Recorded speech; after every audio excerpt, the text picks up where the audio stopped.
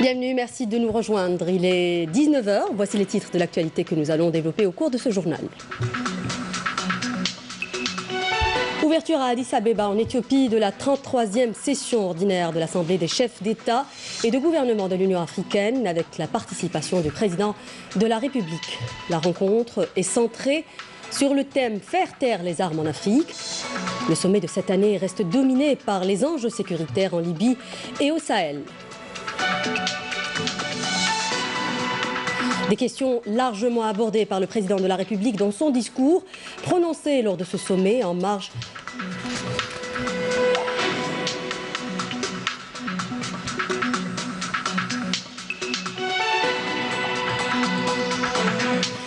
de cette session ordinaire de l'Assemblée des chefs d'État et de gouvernement de l'Union africaine. Le président de la République a eu plusieurs entretiens avec de nombreux responsables et chefs d'État africains. Les détails dans cette édition. Un dossier agriculture dans ce journal avec le développement de la filiale des viandes rouges et de l'élevage, mais aussi l'exportation des dattes.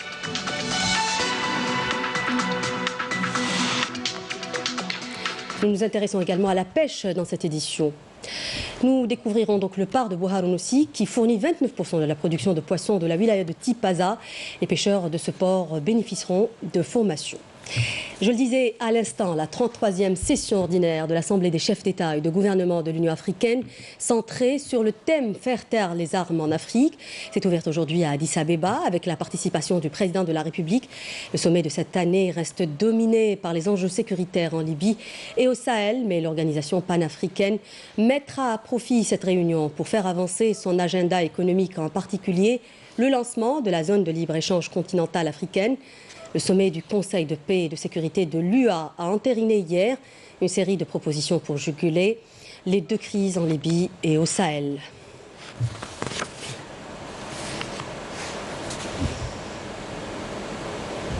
Et lors de cette session ordinaire de l'Assemblée des chefs d'État et de gouvernement de l'Union africaine, le président Tebboune a prononcé une allocution dans laquelle il est revenu sur la conjoncture dans laquelle se tient cette session ordinaire de l'UA, un contexte marqué par des défis multiples comme le terrorisme et l'exaspération des foyers de tension et des crises qui constituent une réelle entrave au développement des pays africains. Abdelmadjid Tebboune a notamment évoqué la crise au Sahel, le conflit interlibyen et la question du Sahara occidental, nous dit Abdelmadjid Benkrassi dans ce papier.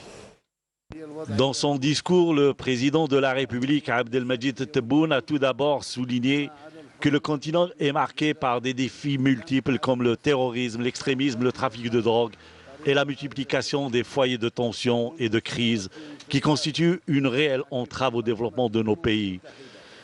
La nouvelle Algérie en édification, ajoute le chef de l'État, demeurera fidèle à ses engagements et ses principes et jouera dorénavant pleinement son rôle en Afrique et dans le monde. Résolument décidé à changer son système de gouvernance et à construire un État garantissant la justice sociale et la suprématie de la loi après l'élection présidentielle du 12 décembre dernier, qui a permis au peuple algérien de consacrer démocratiquement et dans la transparence sa souveraineté populaire. Mon pays s'apprête à présent à aller de l'avant dans le processus de réforme politique, économique et sociale, dira le président de la République. Avant d'ajouter que l'Algérie continuera à appuyer les initiatives tendant à résoudre les conflits, défendre les causes justes des peuples qui militent pour le recouvrement de leurs droits fondamentaux et l'exercice de leur droit à l'autodétermination, principalement la cause palestinienne. La crise du Sahel n'est qu'une triste et regrettable réalité, dira le président de la République. En effet, la stabilité déjà fragile dans les pays tels que le Mali s'est subitement dégradée au lendemain de la crise en Libye, sans parler du Niger, qui n'a pas échappé, comme nous le savons tous, aux attaques meurtrières contre son armée. La contribution de l'Algérie sera renforcée dans les prochains mois, notamment son rôle dans la mise en œuvre de l'accord de paix au Mali et à œuvrer à la levée des obstacles susceptibles d'entraver l'application de l'accord de paix issu du processus d'Alger. Pour la question libyenne, le président de la République a rappelé que l'Algérie, qui plaide pour l'arrêt de toutes les ingérences en Libye, appuie fortement les efforts continus pour mettre fin durablement aux hostilités et réunir les conditions du dialogue entre les frères libyens, unique et seul moyen de parvenir à une issue à la crise et d'éviter à ce pays africain d'être le théâtre des rivalités entre États. La question du Sahara occidental n'a toujours pas trouvé de règlement, dira le président de la République. l'Organisation des Nations Unies et le Conseil de sécurité appuyé par notre organisation continentale s'emploient à la mise en œuvre du plan de règlement de la question du Sahara occidental basé sur le droit inaliénable du peuple sahraoui à l'autodétermination. L'intérêt suprême accordé par l'Algérie aux projets structurants à l'instar de la route transsaharienne, la dorsale transsaharienne à fibre optique et le gazoduc Nigeria-Algérie n'est que la preuve de sa volonté de faire de l'intégration régionale une réalité. Ainsi, j'ai décidé, dira le président de la République, la création d'une agence algérienne de coopération internationale pour la solidarité et le développement à vocation africaine, qui aura pour principale mission la concrétisation sur le terrain de notre volonté de renforcer l'aide, l'assistance et la solidarité avec les pays voisins, notamment les pays frères du Sahel. Enfin, dira le président de la République, je compte sur votre coopération et je vous assure de ma pleine disponibilité à œuvrer avec vous à la consécration des objectifs tracés par les pères fondateurs de notre organisation continentale pour une Afrique prospère et en paix. À 2 jours de la commémoration de l'anniversaire de la sortie de prison du leader sud-africain Nelson Mandela, je reprends ses propos qui sont en adéquation avec le thème de notre présent sommet, quand il avait dit « Nous travaillerons ensemble pour soutenir le courage là où il y a la peur, pour encourager la négociation là où il y a le conflit et donner l'espoir là où règne le désespoir. » Et à l'occasion de ce sommet de l'Union africaine, les chefs d'État et de gouvernement africains ont pris une photo de famille.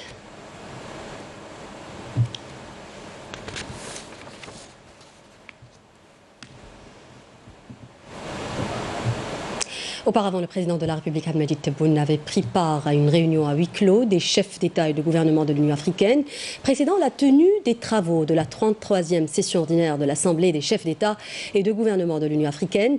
Les dirigeants africains ont examiné notamment les questions stratégiques à l'ordre du jour du sommet de l'UA, notamment la réforme structurelle et le processus d'intégration interafricain, les questions liées au financement de l'Union. Le président de la République, Abdelmadjid Tebboune, s'est par ailleurs entretenu avec son homologue malien Ibrahim Boubacar Keïta. L'entretien s'est déroulé en marge du sommet ordinaire de l'Union africaine. Le président malien a mis en avant, dans une déclaration à la presse à l'issue de cet entretien, les liens historiques unissant les deux pays, rappelant le rôle joué par l'Algérie dans le règlement de la crise malienne. Il a ajouté avoir évoqué avec le président Tebboune les questions bilatérales, notamment celles liées à la paix, à la sécurité et au développement, ainsi que la tenue de la commission mixte algéro-malienne prochainement. Le président de la République, Abdelmadjid Tebboune, s'est entretenu avec son homologue du Zimbabwe, Emmerson Mnangagwa. L'entretien s'est déroulé en marge du 33e sommet de l'Union africaine qui se tient à Addis Abeba, en Éthiopie. Le président du Zimbabwe a déclaré au terme de cet entretien que les deux pays allaient poursuivre leur coopération et réactiver la commission mixte bilatérale, soulignant que l'Algérie est un pays révolutionnaire. Écoutons la déclaration du président zimbabwéen. Well, Algeria still stands out as a principled member state of the AU. L'Algérie se positionne toujours comme un membre à principe. L'Algérie a un passé d'un pays révolutionnaire. Et je suis si content de voir que cet esprit-là soit maintenu par le nouveau président. Et on en est très content. Et on continuera à coopérer et remettre à l'ordre du jour la commission conjointe entre le Zimbabwe et l'Algérie. Et le président de la République, Abdelmadjid Tebboune, s'est entretenu également à Addis Abeba avec son homologue congolais, Denis Sassou Nguesso.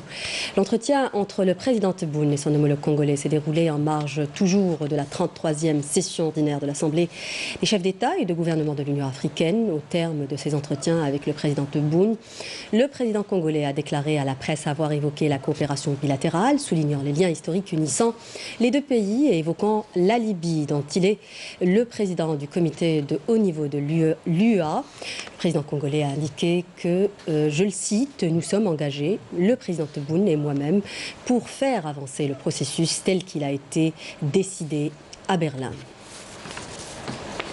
Le président de la République, Abdelmadjid Tebboune, s'est entretenu par ailleurs et toujours à Addis Abeba en Éthiopie avec son homologue sud-africain Cyril Ramaphosa en marge toujours donc de la 33e session ordinaire de l'Assemblée des chefs d'État et de gouvernement de l'Union africaine.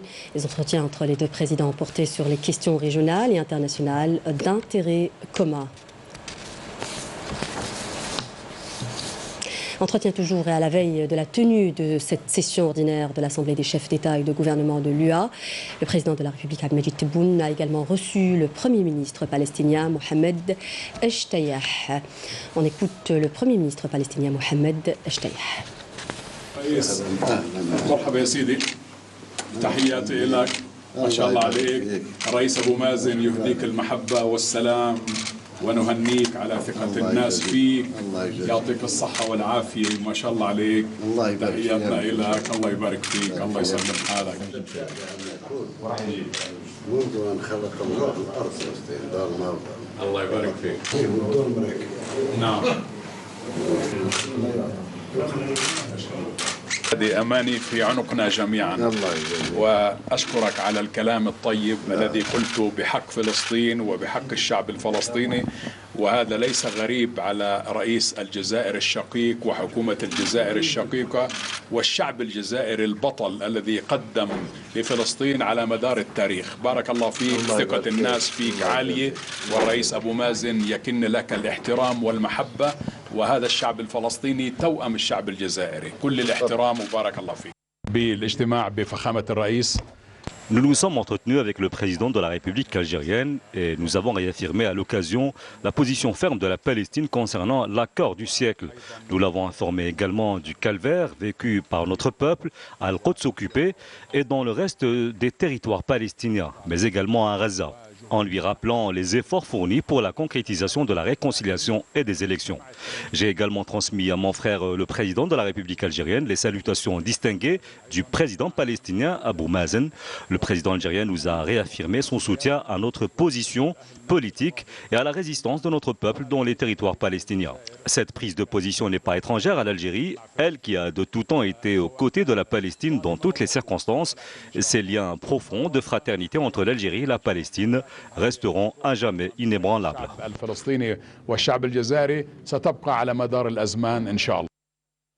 Dans l'actualité nationale également, le procès en appel de Saïd Bouteflika, Mohamed Medien, Atman Tartag et Louisa Hennoun, qui a été ouvert aujourd'hui au tribunal militaire de Blida, et ce après validation de la demande portant appel du jugement.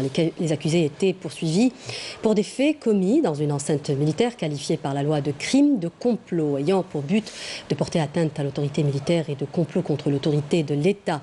Faits prévus et réprimés respectivement par l'article 284 du Code de la justice militaire et les articles 77 et 78 du Code pénal. Le procès d'aujourd'hui intervient suite à une interjection d'appel par le collectif de défense auprès de la Cour d'appel militaire, lequel a été validé à cet effet. Un dispositif sécuritaire a été mis en place autour du tribunal militaire, qui connaît également la présence de nombre de médias. Le tribunal militaire de Blida avait condamné, rappelons-le, le 25 septembre dernier, ces 4 accusés à 15 ans de réclusion criminelle. Saïd Bouteflika, Mohamed Medien, Atman Tartag avaient été arrêté le 5 mai dernier, tandis que Louisa Hennoun a été interpellée 4 jours plus tard. Un détachement de l'armée nationale populaire a été la cible ce matin d'une attaque d'un kamikaze à bord d'un véhicule tout-terrain piégé dans la zone frontalière de Timyawin à Bourj Badji Mokhtar, déplorant la mort d'un militaire chargé du contrôle après avoir mis en échec la tentative d'entrée en force du véhicule. Aussitôt identifié, le militaire chargé du contrôle de l'accès est parvenu à mettre en échec la tentative d'entrée en force du véhicule suspect. Cependant, le kamikaze a fait exploser son véhicule, causant le décès du militaire en faction. Suite à ce lâche attentat, le général-major Saïd Chengriha, chef d'état-major de l'armée nationale populaire par intérim, adresse ses sincères condoléances à la famille et aux proches du chéhid, saluant la grande vigilance dont ont fait preuve les éléments du détachement qui ont pu déjouer et mettre en échec cette tentative désespérée en quête d'impact médiatique, tout en soulignant la détermination des forces de l'ANP à éradiquer le fléau terroriste et à traquer les criminels à travers tout le territoire national afin de préserver la sécurité et la stabilité du pays. Nous en parlions en titre. L'Algérie compte beaucoup sur l'agriculture pour diversifier son économie et sortir de sa dépendance aux hydrocarbures.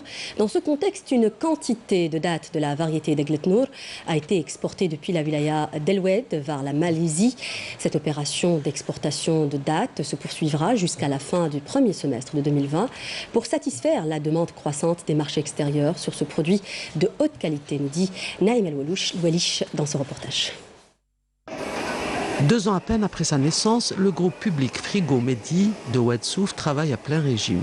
Pour l'instant, l'institution qui veut développer son marché à l'extérieur n'exporte qu'en Malaisie pour un volume de 2000 tonnes par an. Je fais le tri, je retire les déchets, j'enlève la poussière avec un pinceau. Ensuite, je range les dates dans des boîtes.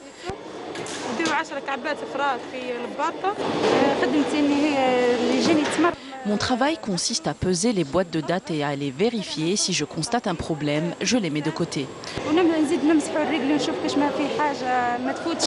Dans cette usine, on trie, on nettoie, on pèse, puis on emballe par paquet de 500 grammes une date de moindre qualité pour ne pas être abîmée durant le très long voyage en Malaisie où elle sera proposée à $2 le kilo.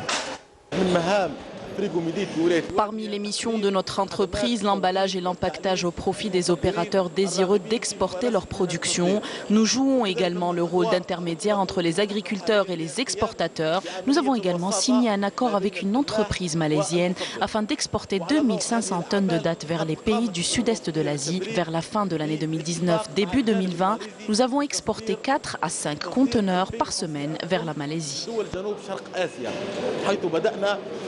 نهاية سنة 2019 وبداية سنة 2020 بتصدير من 4 إلى 5 حاويات من مادة التمر أسبوعيا إلى دولة ماليزيا.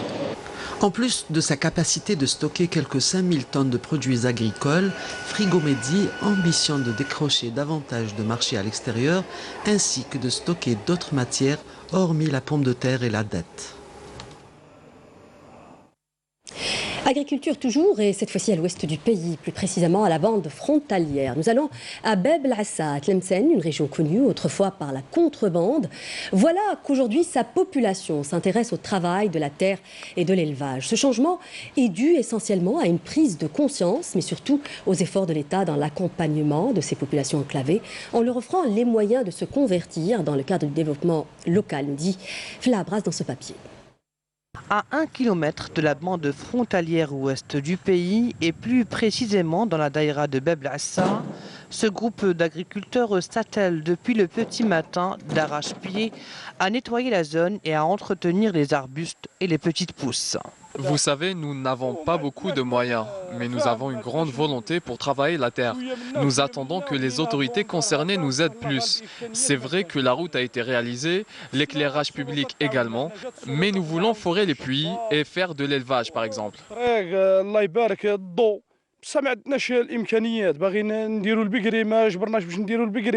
Nous travaillons ici bénévolement.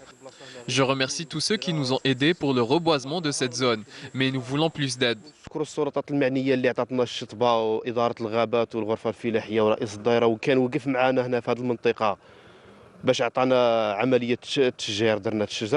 Il y a quelque temps, 2 années auparavant plus exactement, cette région était pratiquement nue. Au fil du temps, une densité d'arbustes couvre les collines.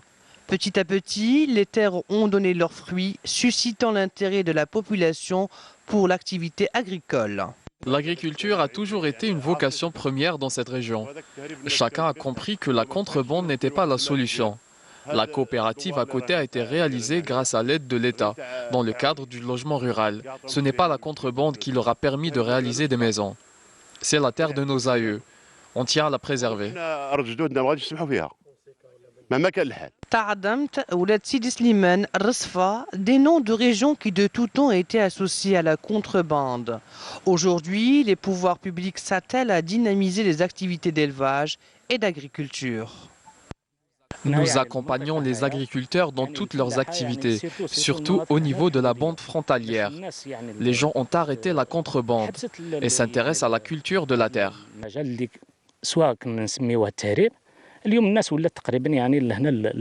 Aujourd'hui, l'ensemble des agriculteurs est revenu à leur source, c'est-à-dire le travail de la terre. Ils fournissent de gros efforts. Par ailleurs, l'État joue son rôle avec le désenclavement de la région, notamment avec le raccordement au réseau électrique et grâce à la réalisation de logements ruraux. L'agriculture est le moteur de cette dynamique et le développement que connaissent ces régions frontalières du pays pour une productivité et un avenir meilleur pour tous.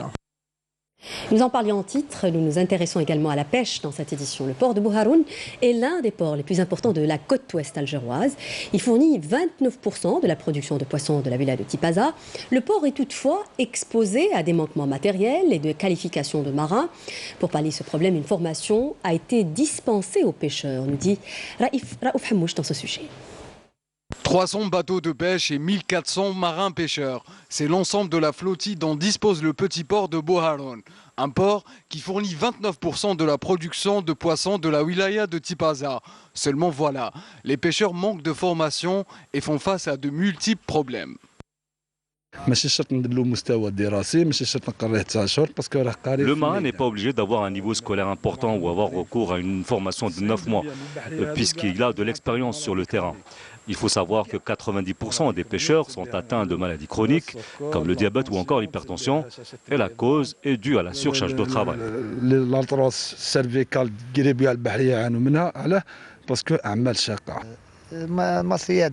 Les équipements de pêche sont très chers, en particulier les filets. Nous souffrons terriblement du manque de matériel.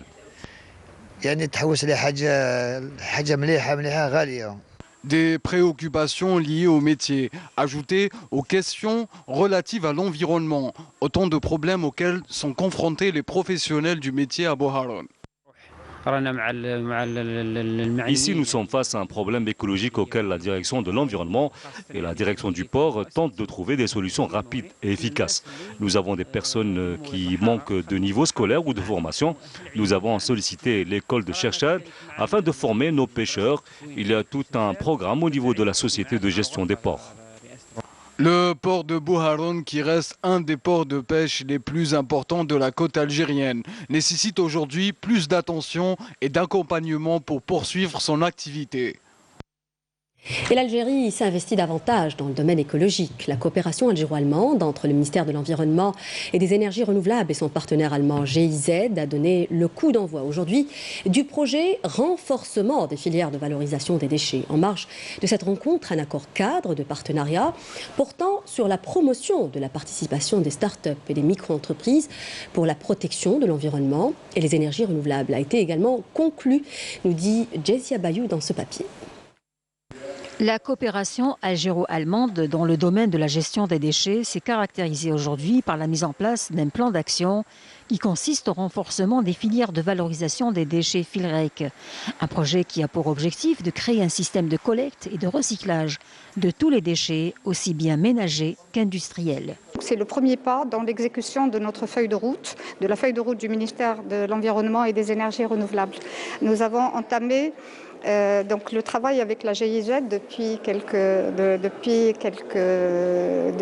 temps, donc pour plusieurs composantes, mais celle-là c'est la composante donc, qui va concerner la récupération et le recyclage, donc c'est la valorisation de tous les déchets de tout type. Donc les déchets sont récupérés aujourd'hui partiellement dans l'informel et ce que nous comptons c'est mettre en place tout un arsenal, une organisation justement pour pouvoir leur permettre de participer à l'économie nationale. On a ensemble avec les partenaires algériens, surtout avec le ministère de l'Environnement et des Énergies renouvelables, essayé de partager les expériences qu'on a fait en Allemagne depuis les années 90.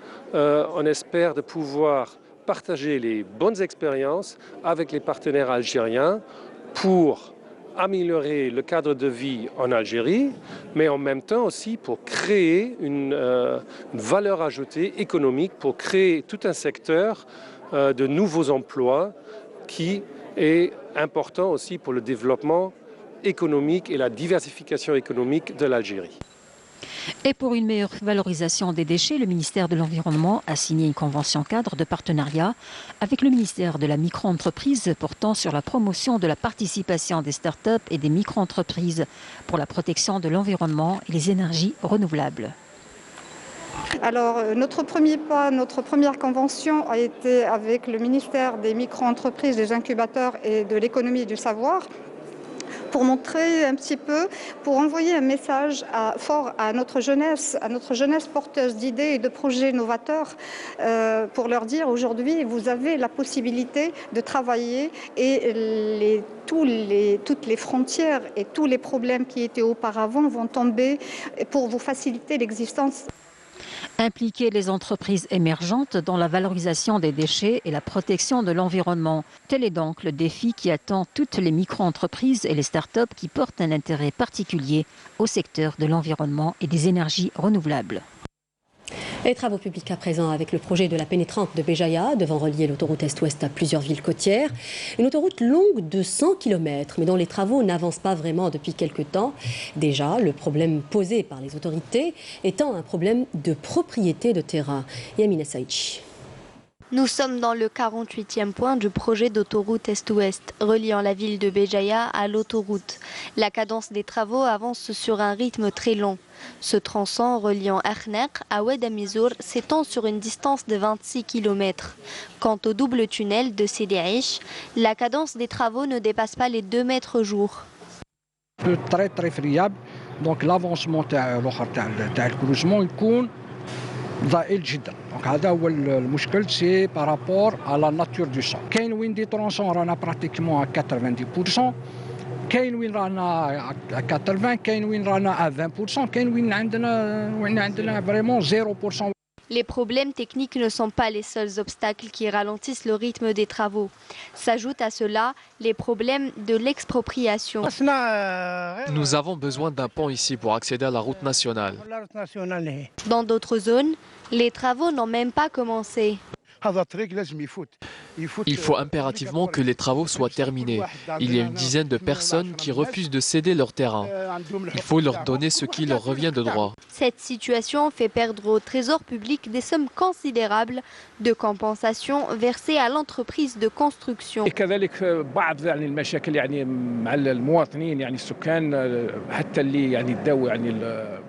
Il y a des habitants qui ont touché une compensation mais qui refusent toujours de quitter leur domicile. Notre partenaire doit couvrir les factures. Pour l'heure, nous coordonnons avec le ministère des Travaux publics et l'Agence nationale des autoroutes. امور يعني فيما يخص يعني التسديد يعني الفواتير تاعو رانا باتصال مع وزاره الاشغال العموميه وكذلك الوكاله الوطنيه لطرق السياره. Il est prévu que la réception de ce tronçon de 10 km soit lancée dans le deuxième semestre de l'année 2020. Et 7e art pour terminer avec l'ouverture aujourd'hui à Alger au Palais de la Culture. Les Assises nationales consacrées au cinéma, une rencontre qui se déroule en 3 jours et qui permet aux acteurs du cinéma national de débattre des véritables problèmes du secteur. L'idée finale étant de proposer des solutions pour redynamiser le cinéma dans le cadre du développement de la culture et du développement national, nous dit Nabil Kitouni. Un nouveau souffle pour l'industrie cinématographique. 3 jours seront consacrés à tout ce que le cinéma algérien connaît comme difficulté, mais surtout débattre des solutions à mettre en œuvre. Voilà le segment phare de ce rendez-vous, des assises nationales consacrées au 7e art algérien. À l'ordre du jour, production, exploitation, distribution et bien sûr la formation. C'est au Palais de la Culture et devant un parterre de professionnels du cinéma que le secrétaire d'État chargé de l'industrie cinématographique est revenu sur l'urgence de mettre sur pied de nouveaux mécanismes et des outils appropriés afin de donner une nouvelle impulsion au secteur cinématographique. Il faut donner la chance en Algérie aux réels producteurs qui n'ont pas besoin du soutien de l'État. Il est impossible pour l'État de répondre à tous les besoins et qui demeure l'unique producteur. C'est dans cette optique que nous sommes en train d'étudier un plan pour que le producteur soit plus indépendant. Nous allons également garantir des facilitations pour le producteur national et étranger. La production, toujours au menu de l'intervention du directeur général de l'EPTV, Ahmed Ben Sabban. Nous savons tous que la télévision est un partenaire important, mais aussi un grand consommateur de ses productions cinématographiques. C'est pourquoi nous avons tenu à être présents aujourd'hui en tant que représentants de la télévision. Il faut rétablir la relation entre les différents acteurs de la production cinématographique. Pour ce faire, nous devons d'abord faire un état des lieux et mettre en place une stratégie bien élaborée pour réguler le lien entre les producteurs et la télévision. Présent également à ce premier rendez-vous, Yassine Djeliden, ministre de la micro-entreprise, des start-up et de l'économie de la connaissance, ainsi que le ministre délégué chargé des incubateurs, Nessim Diafat. Tous deux ont souligné la possibilité pour leurs secteurs respectifs d'accompagner cette nouvelle démarche concernant l'industrie cinématographique. Et avec du cinéma, nous arrivons à la fin de cette édition. Merci pour votre fidélité. N'oubliez pas de nous rejoindre sur les réseaux sociaux. Je vous revois demain à midi. D'ici là, portez-vous bien. Au revoir.